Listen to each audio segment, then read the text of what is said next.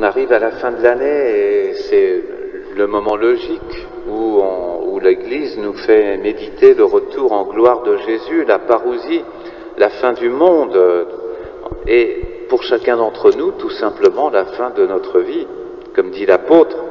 Alors saint Paul, lui, pensait au retour imminent du Christ, donc à une parousie très imminente de son temps, mais alors il pensait que certains d'entre eux seraient encore vivants quand le Christ reviendrait.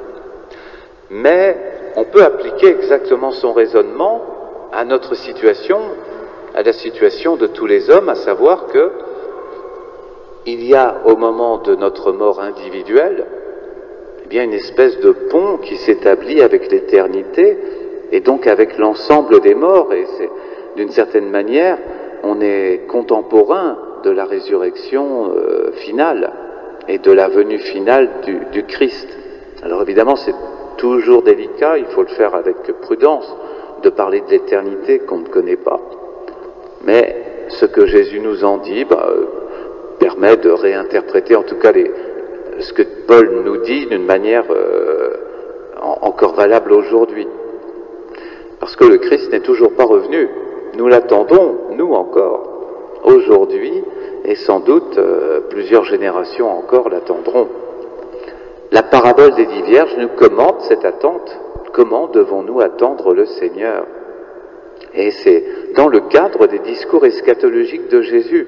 Jésus a dit, juste avant, eh bien, qu'il allait revenir et quels étaient les signes de son retour, les signes qui allaient précéder son retour. Beaucoup de luttes, beaucoup de crises, beaucoup d'incertitudes, de positionnement par rapport à la foi, par rapport à lui. Voilà ce qu'il nous a dit précédemment. Et maintenant, il nous parle en utilisant une image qui, par définition, évoque la douceur. C'est celle des jeunes filles qui vont à la rencontre de l'époux. Elles ne sont pas seulement invitées à des noces, la traduction est un peu laisse supposer que c'est juste des invités, des comparses. Ce sont des fiancés. Alors c'est pas à l'époque de Jésus évidemment, comme d'ailleurs dans certains milieux encore aujourd'hui, la polygamie était courante. Les Mormons, l'islam aujourd'hui, ou le vagabondage sexuel tout simplement de l'homme moderne, ça évoque toujours ça. Ça ne nous pose pas un problème énorme. Mais c'est Dieu. Et en Dieu, au ciel, il n'y a plus ni homme ni femme, a dit Jésus. Au ciel, ça c'est l'image vraiment d'une union de l'âme avec Dieu. Alors notre conditionnement psychologique fait que, évidemment, l'âme pour nous, elle est ou bien féminine ou bien masculine. Mais c'est faux ça. Ça c'est le relativisme yin-yang, vous savez, masculin, féminin. L'âme, elle est ni masculine ni féminine. L'âme, elle est toute spirituelle.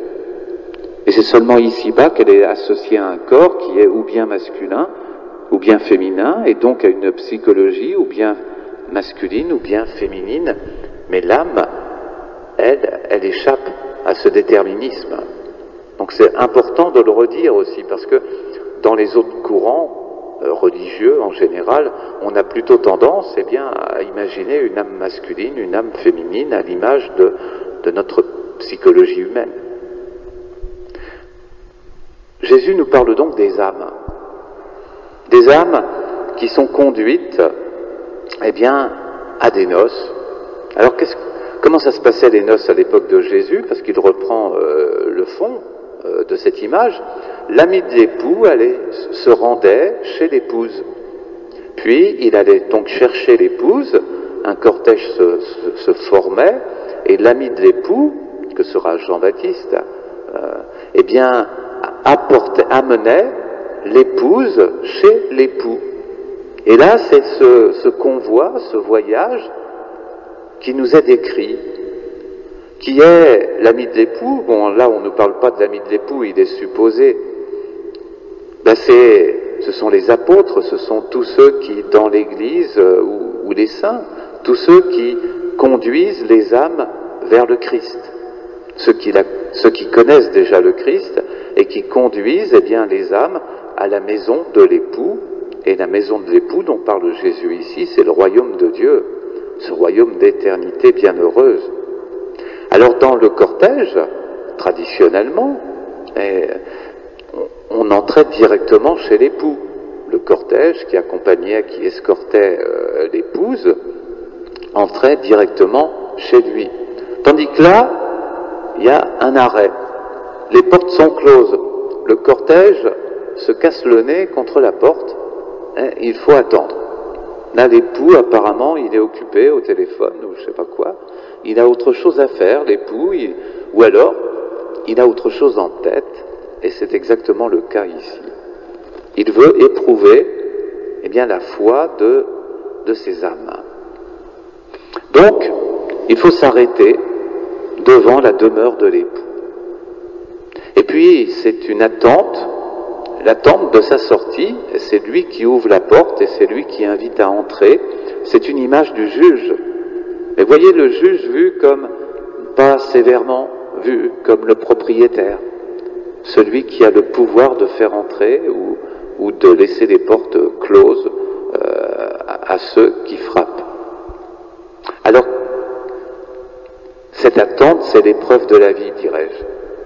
La vie présente est comme cette nuit, en tout cas c'est la fin de la journée, on va dire, et nous marchons en direction du royaume de Dieu, sous la conduite des saints, des docteurs, des apôtres et de leurs successeurs. Et nous marchons dans une direction qui est celle du ciel. Alors quels sont les symboles ici? Comment les attribuer? Les jeunes filles, c'est le symbole de l'âme. Ce sont les âmes. Vous voyez, comme Jésus là envisage, c'est une autre manière, mais elle est belle cette façon-là d'envisager les âmes. Vous voyez, sous la forme de la jeune fille, c'est-à-dire de celle qui est toute ordonnée à l'amour. Et ça, c'est pas réservé aux femmes. C'est destiné à toutes les âmes. Notre vie, notre création, notre existence ne trouve sa justification que dans cette ordination-là.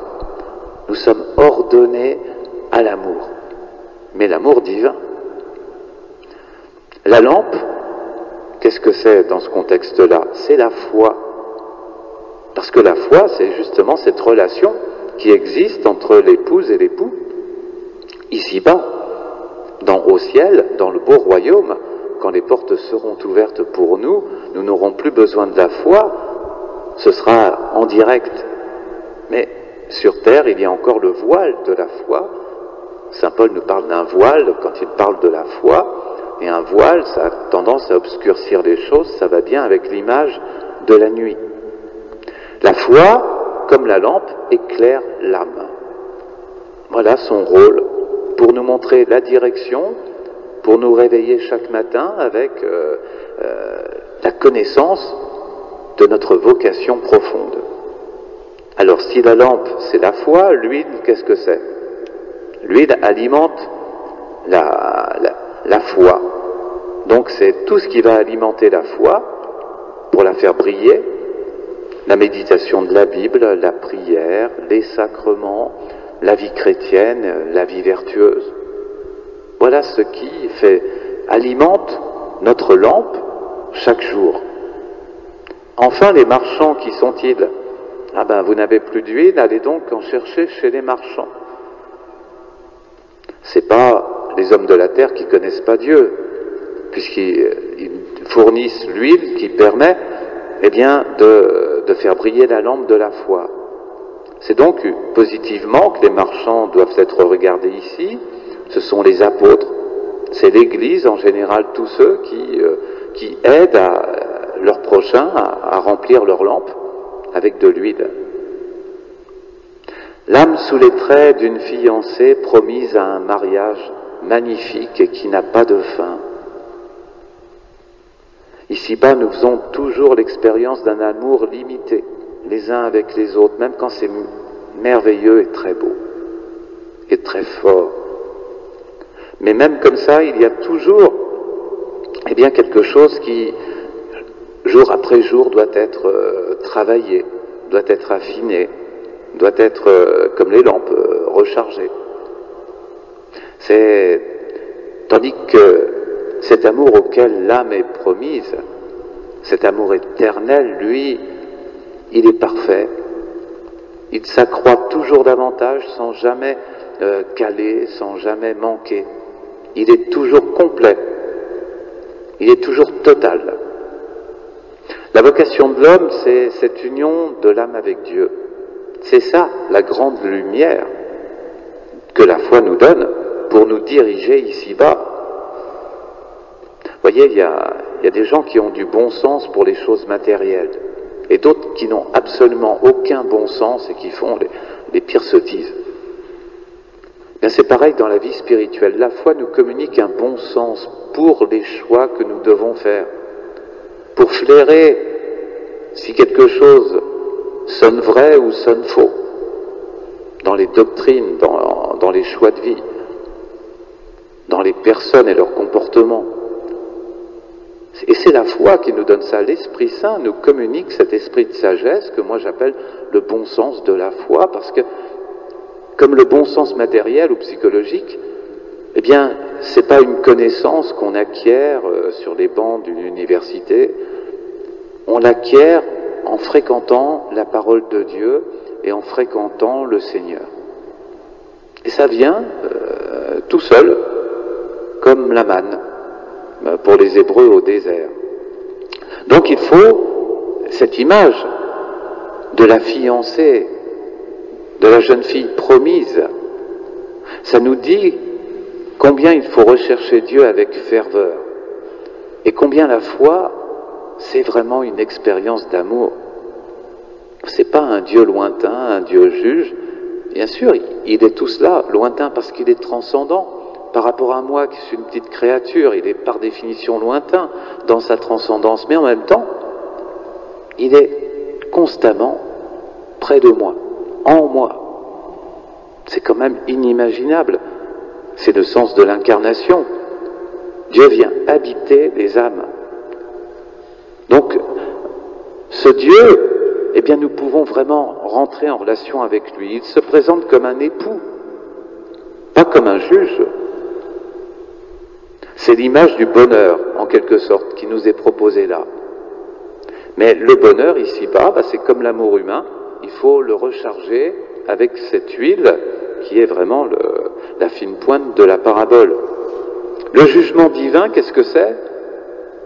C'est même pas un châtiment positif, c'est le fait, mais c'est terrible, de toute façon, c'est que les portes du royaume de Dieu sont fermées et demeurent closes.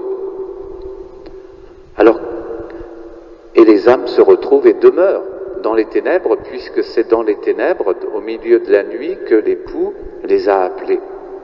Alors au moment de la mort, tremblons de voir, de ne rien voir, au contraire, de demeurer dans la nuit, devant des portes closes, derrière lesquelles se trouve la vraie lumière. Ça, c'est un jugement terrible. Et c'est le résultat de notre liberté. Et là, Jésus ne fait aucune concession là-dessus. Alors il nous dit, en conclusion, veillez. Veillez et priez. C'est-à-dire demeurer dans la foi, mettez de l'huile dans vos lampes. C'est ça, veillez. Celui qui reçoit la foi, à un moment ou à un autre de sa vie, et qui ne l'alimente pas, qui la laisse, il ne lutte pas contre, il n'essaye pas de la détruire, de l'arracher de son cœur, non, rien du tout. Mais simplement, il y a beaucoup de gens comme ça, ils avaient autre chose à faire dans la vie. Ils n'avaient pas creusé assez la foi, donc ils ont fait autre chose, et puis ils ont laissé en stand-by le problème de la foi, le problème de Dieu. Mais là, lorsque le cri viendra, c'est-à-dire l'appel divin, à la fin de notre vie, et ce sera forcément une expérience très nocturne, le moment où on ferme les yeux, alors prions vraiment pour avoir de l'huile, pour avoir su, jour après jour, alimenter notre foi.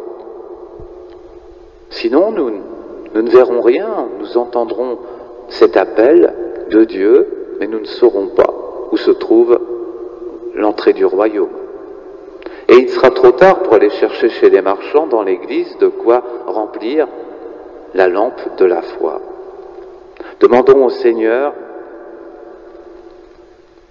de nous faire le présent de demeurer dans le salut, dans son salut, et d'étendre ce salut vraiment à tous les hommes de bonne volonté, de réveiller ceux qui dorment, avant d'être réveillés à la fin de leur vie.